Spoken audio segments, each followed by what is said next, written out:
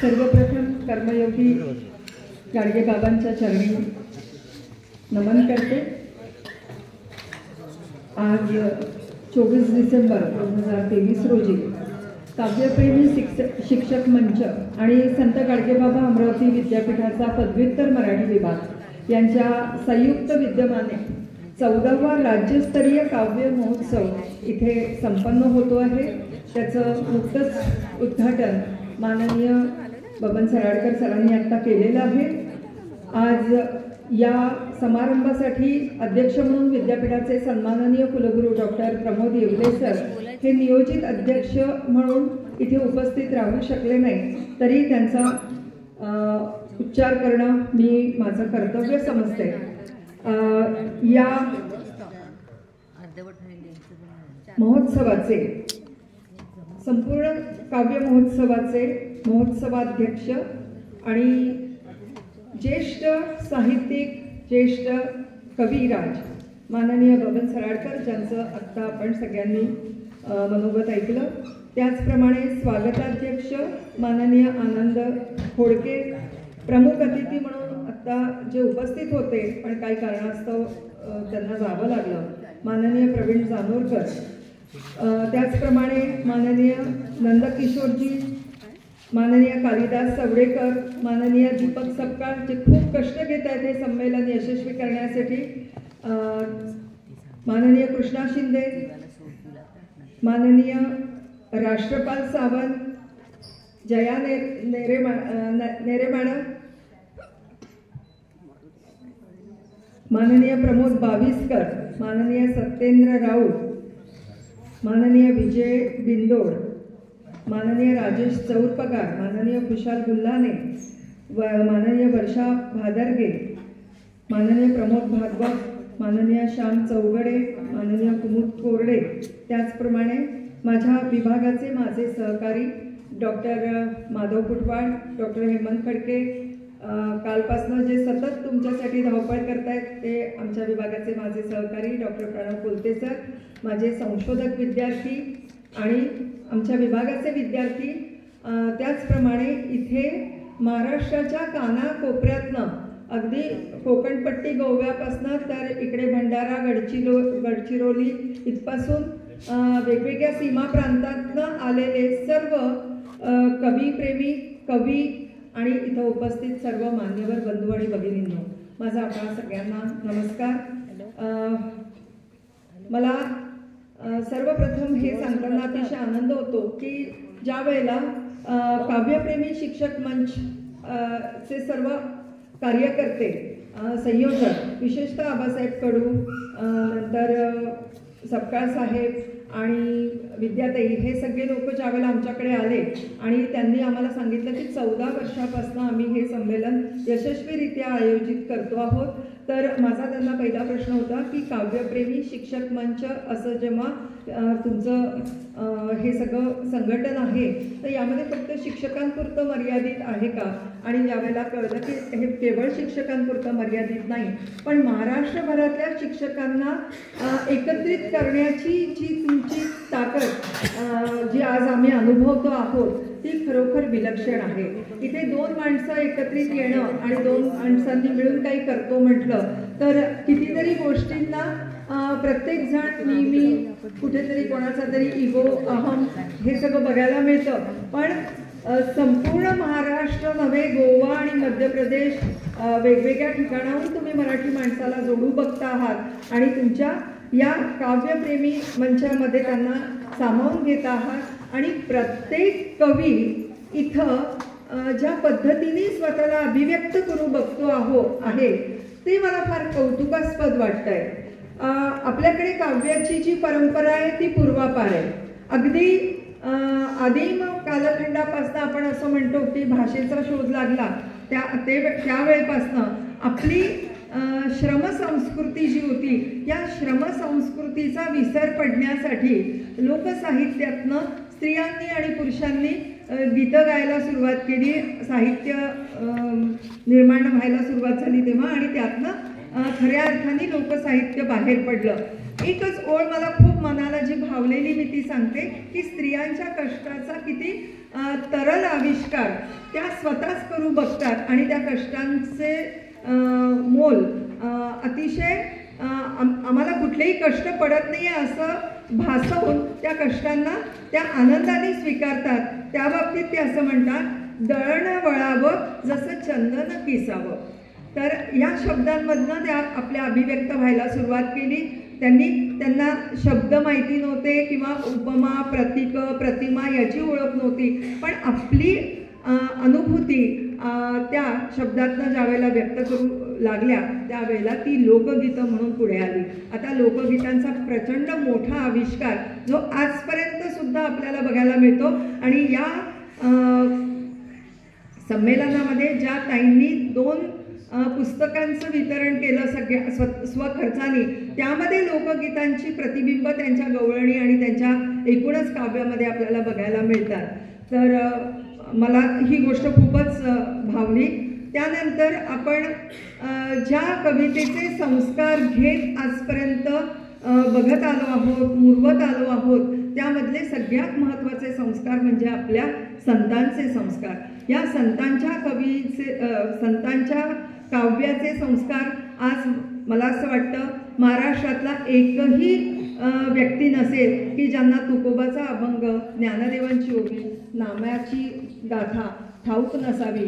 आणि आपली जी महाराष्ट्राची खऱ्या अर्थाने जी काव्य परंपरा आहे, जी संतांची अभंगवाणी आहे, ती मला असं वाटतं प्रत्येक घराघरातल्या साक्षर निरक्षर, स्त्री पुरुष, श्रीमंत गरीब असा कुठलाही भेद न बाळगता ती एकमेव कविता अशी आहे की जी आपल्या घराघरात पोचलेली आहे, आपल्याला मुखोद्गत आहे.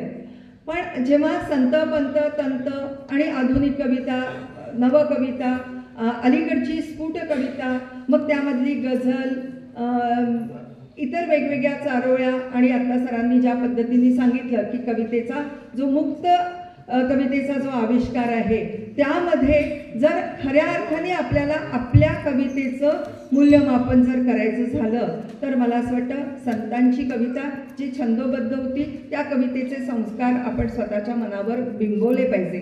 मी एक उदाहरण सांगते. माझ्या घरी माझी मुलगी ज्या वेळेला छोटीशी कविता लिहिण्याचा प्रयत्न करत होते, म्हणजे 4 ओळी ती लिहायचा प्रयत्न करत होती, आणि त्यावेळेला ज्येष्ठ कवी विठ्ठल वाघ आमच्या घरी आले होते.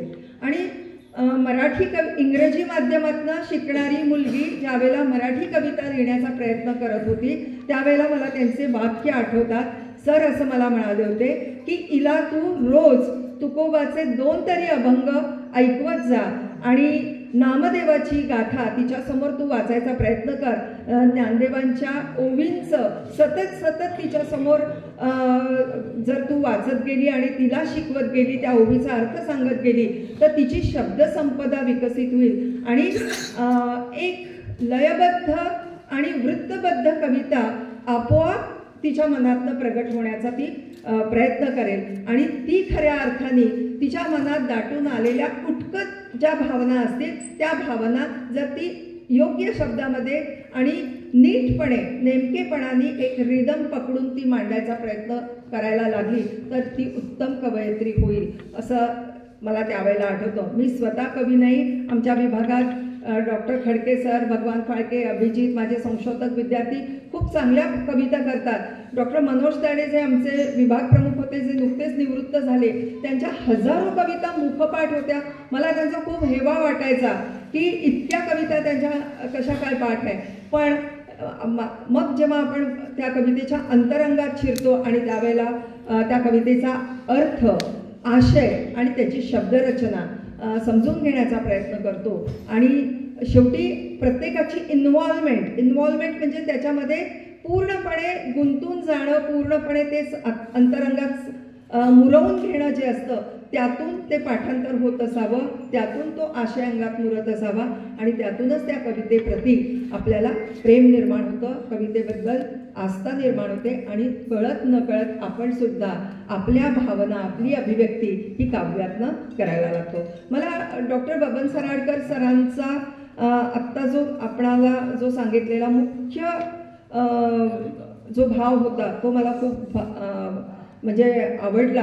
सर असं म्हणतात, सरांनी आत्ता असं सांगितलं की चहूबाजूनी ज्या वेगवेगळ्या पद्धतीने आपण ज्या काळात जगतो आहोत, विज्ञानाची सुख अनुभवतो आहोत, विज्ञानाचे दुष्परिणाम अनुभवतो आहोत, तर पर्यावरणापासनं तर आपल्याला ज्या सुखसुविधा प्राप्त झाल्या तिथपासून तर या सुखसुविधा आणि वेगवेगळ्या प्रकारचे राजकीय संघर्ष, सांस्कृतिक संघर्ष, सामाजिक संघर्ष, कौटुंबिक संघर्ष किंवा पर्यावरणीय संघर्ष जे काही आपल्या सभोवतालाला आपण जे वाचतो त्या वाचण्यातनं एकमेकांपासून कुठलाही त्रास होऊ नये, किंबहुना आपण सातत्याने एकमेकांच्या भावना जपण्याचा प्रयत्न करायला हवा, या दृष्टीने सुद्धा आपली अभिव्यक्ती व्हायला हवी.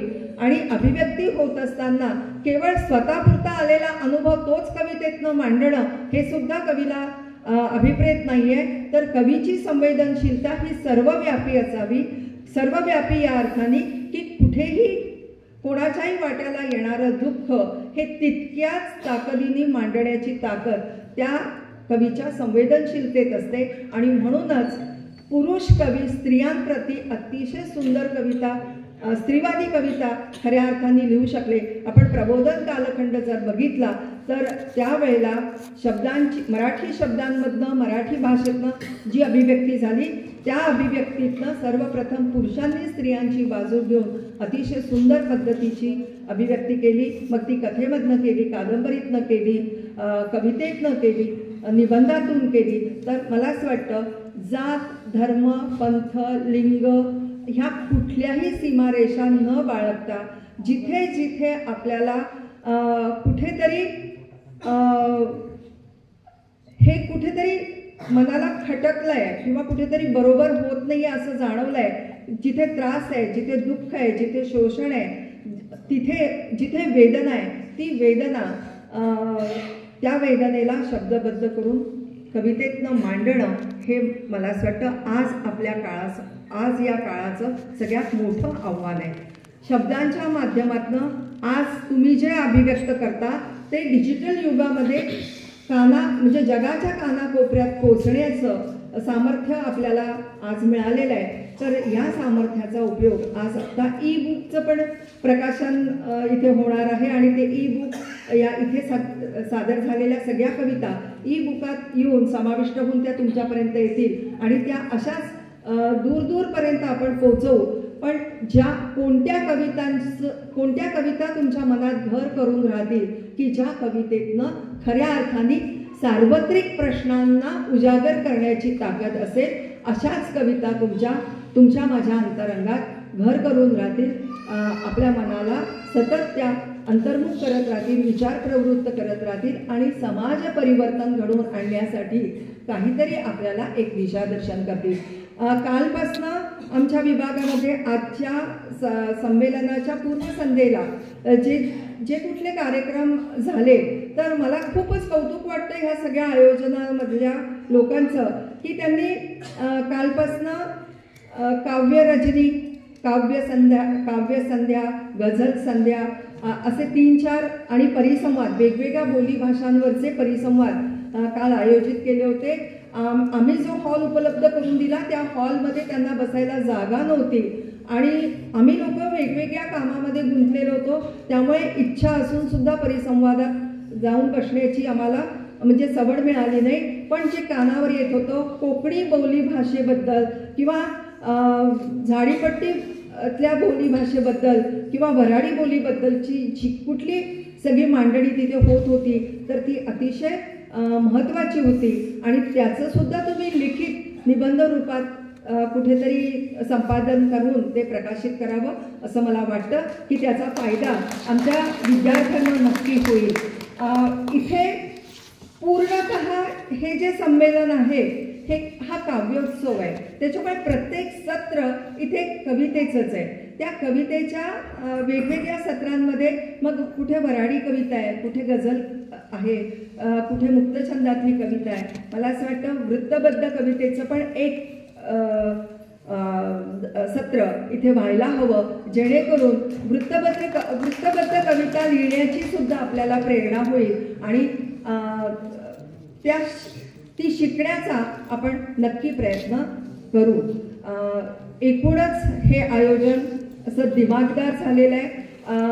सगळ्यात महत्त्वाचं म्हणजे इथल्या प्रत्येक व्यक्तीमध्ये जी विनम्रता मी अनुभवते आहे, आपापल्या क्षेत्रात ते चांगल्या प्रकारे काम करतायत, नोकरी करतायत, पैसा कमवतायत, पण ज्या बांधिलकीने इथे स्त्रिया मोठ्या प्रमाणात उपस्थित आहे आणि एकमेकींचा भगिनी भाव जपत, एकमेकींना प्रोत्साहन देत, एकमेकींच्या अभिव्यक्तीला दाद देत, त्यांना लिहितं करणं, त्यांना बोलतं करणं, त्यांना व्यासपीठावर येऊन आपली अभिव्यक्ती सादर करण्याचं धाडस त्यांच्यामध्ये निर्माण करण्याचं हे सगळं जे इथे चाललेलं आहे ते मला खूपच महत्त्वाचं वाटतं.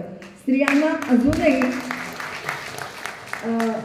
सगळीकडे जरी अवकाश प्राप्त झालेला असला तरी अभिव्यक्ती करण्याचं स्वातंत्र्य असलं तरी ते जे धाडस आणि ह्या संदर्भातलं एक मला आत्ता उदाहरण आठवलं की एकदा एक अखिल भारतीय मराठी साहित्य महामंडळाने वैदर्भीय कवयित्रींवर एक संमेलन आयोजित केलं होतं. एक चर्चासत्र होतं, संमेलन नव्हतं.